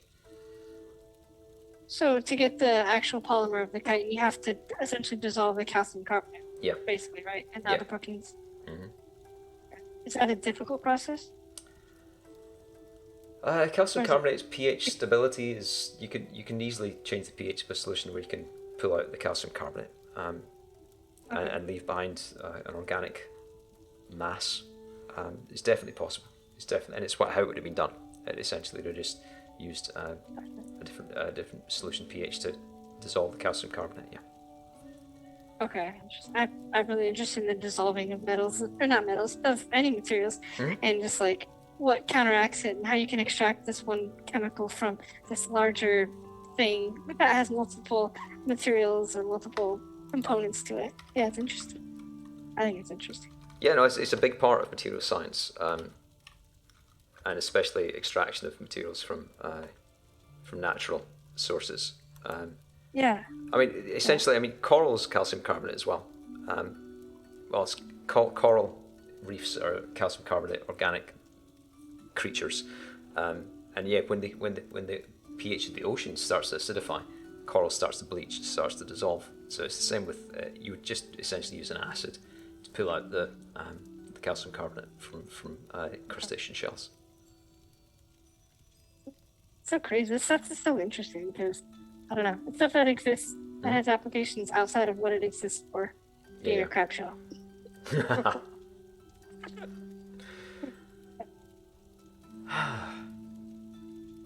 Well, I think that's. Are we done? I think we've covered everything. We've run out almost at the 2 hour point, which is a good. Seems to be our standard length. The last episode went for about 2 hours as well. Yeah, I think we talk about the. We go in depth on like game conversation stuff, like in the first hour. I like that a lot. So. Yeah. Seems to work out pretty well. Yeah, and I know to kind of wrap up the last episode, I had implored people to read King Edward, which is one of the more interesting books in the Elder Scrolls series. It's an in-game work of historical fiction, I guess you could say. So I have another one that actually was brought up in my mind by someone on Twitter. They were saying that this particular book would be an amazing source material for a potential Elder Scrolls TV show or Netflix style show. It's called 2920, the last year of the First Era. It's a fantastic book. I'm interested in hearing people's like fan casts for the various characters that are in there. Just to give a brief synopsis, it takes place between. Oh my gosh, I can't believe it. Oh my god, it takes place in the last year of the First Era, 2920. I can't believe I almost had to think about what year it takes place in. Jeez. But it's during a war between Morrowind and the Imperials. And Amalexi's in it, Vivek's in it, everybody's in it. There's so many big players in it, and there's some very interesting like Breton people that are in it. There's like these spies. There's even that race of silver-skinned men. I can't remember their name. It's blanking on me. I'll remember it later. But there's just a lot of different people. The Morag Tong have a huge influence in that story. So yeah, I implore people to read that or at least skim it. It's a very long series, but the main points are usually at the end of each section. But it's definitely interesting reading. Cool. Send me your fan cast. I want to hear who you would cast for what. That's a really good one. I just put the link to the USB page for that lore book into the chat. For some reason, the hyperlink doesn't work in chat, but if you copy paste all the text from that link there, you'll be able to access the text on the UESP webpage. So have a read. Yeah, great source. Get back to Liv. Send Liv an email. Send us an email. Yes. Give us your ideas. Casting potential fantasy films I love doing that kind of thing. Yeah. Yeah, and there was like with the whole Mario movie that came out. It's not our section of the internet, so we won't talk about that. Oh But I have yeah, opinions about that. yes. That blew up yesterday on the internet. Yeah, well, I guess it kind of is Elder Scrolls because Charles Martinet is Parthenax's voice, so you know, Ah, hopefully they change their decision and make sure that they make him Mario's voice. But anyways, the yeah, the fan casting is interesting, and there was a joke tweet that went out by I want to say Elder Memes. Yeah, Elder Memes put out a tweet about that Chris Pratt was going to be cast as Vivek in a series, and like Lehman Tuttle came in on it saying that another actor and a bunch of other people. I put my vote in there, so it's so okay. I think that stuff is so fun. Speculation is just so fun. Well, that's excellent. I love the fact that Lehman engages on Twitter. He's such a great guy. Honestly, he's the best. Yeah. He's working so hard for us. Oh, we didn't talk about Yeah. the niches. The niches. Did you not hear about this? We should have talked about this right at the beginning. Did you not hear about No, Lehman? I There was a question Oh asked. yes. I did. I There was do. a question Yep, asked about why lady netches have four tentacles, and men netches have 5 tentacles. And Lehman did a whole lot of research, biological research, to come up with some to backfill the lore, if you like, Yep. and to explain Yep. to us why there's different numbers of appendages between the two different genders of netches. So that blew up on Twitter. That was hilarious. Yeah, I remember reading that and thinking, man, that's like what you do on your section of this podcast. Like, like you do that. Getting You into find the real world science of Mhm. to make some connections. I thought that was fantastic. That was Yeah, really that cool. was really. I love that they, kind of like we were talking about at the beginning of this, that they get in on the they get in on the community stuff. It's just so fun. Yeah, like I had tweeted out something that was like the Clockwork City. It was kind of like a joke post, but also whenever I put out something, it's half like me trying to like meme on things, but also half actually trying to start a conversation. When I was like, the Clockwork City, is it a prison or is it a utopia? And then Lehman is like, why not both? And I'm like, I never considered that actually. So yeah, That's pretty cool. it's just interesting. Yeah, they're very cool. I love everybody on the team. Great people. Yeah, no, they're really good people, and they do a lot of hard work to make the game that we all love to play. They do. Yeah, it's true. All right, so Yeah. while I was chatting there, I just quickly did just a bit of stuff on CloudBot. I've set up a command so that we can Oh, nice. link people to our Twitter account. Oh, heck yeah. I love it. I see it. So that's the Twitter account for the podcast, and on the Twitter account you'll find all the other links to all the other pages, whether it's Spotify, whether it's YouTube, whether it's back to the VOD for Twitch. That's where to go if you want to catch up with what we're doing, what we're planning, when we're on, and where you can listen to us. And the email address that's further up in chat is how you can send us information, send us questions. And please, if you've listened to the podcast and something you want to correct me, please correct me. I live for it. No. Yes. I'm a scientist. I engage in peer review. It's part of the process. It's you submit something for people to read. They say, well, this is good, this is bad. You could do this differently and change this, and then you have to do it because that's just the way it works. So I'm completely used to people correcting me. It's part of my job. So if you've seen something, if you've listened to something you think is not quite right, let me know. Just drop us an email. I'll mention you specifically, and I'll smile about it next time. Learning things is fun too, like being corrected and like learning a new thing that you thought you knew or didn't know much about. I like that. So also correct me. Yeah, we learn by this. It's pure learning. So please do. If you think something's wrong, just speak out. Let us know. Yeah, love it. Absolutely. Yeah. So Is that it? I don't want it to be over. Yeah, it's been really good. It's been a really nice time. I've really enjoyed this. So the next month, what's happening in the next month that might you a little bit of a, I guess, preview of what we'll be talking about next time. We will be getting the final year dev presentation on the Deadlands year DLC. This October 1st, we've got the next big Bethesda stream, which will be full on, and it's like a reveal stream. It's not like a casual Rich and Gina just kicking back. It's the full dev. It's the full full on with a stream and with an after stream. So there'll be drops. There'll be all sorts of stuff revealed. So that's going to happen on the 1st of October. So we'll talk about everything that comes out in a week's time when we catch us next at the end of October. I think we still won't have reached the 10th year anniversary of Skyrim, but I'm guessing that we'll have some more things to talk about that. And yeah, hopefully. Yeah, and we'll have 2 new topics: some more Obscura, some more Alchemy, and yeah. Yeah, next week I'm thinking High Rock, but that's all that I'll say. Ooh, interesting. Well, that's cool.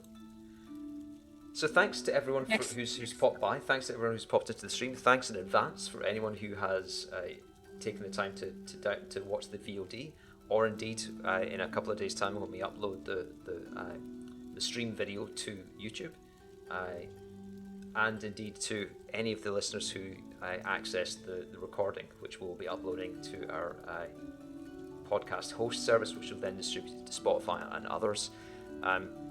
I hope everyone gets some enjoyment out of the 2 hours of us just kicking back and talking nonsense. It's been fun. It's been really good fun this episode. I think that my level of enjoyment is equal to the first episode, and I'm really happy about that. It's been a really nice time. Me too. Yeah, and be sure also to let us know if you want us to do anything different, or if you listen to other podcasts and you say, "Man, I really wish they did this." Like, I'm way open to be adapting this to, do what people like. I think I would enjoy things that I haven't even thought of that others might think of. So definitely let us know about the things you would like to see or hear about, or segments or whatever. Yeah, suggestions. Drop in the suggestions to the email or Twitter or whichever way you can get in touch with us. Let us know if you've got some thoughts, ideas, suggestions. We'll digest them and see what we can do, because we'd like to build a community of listeners, and part of that is to be responsive, to interact in that way, to finesse, to give some nuance to the content that's informed by the views of the listeners.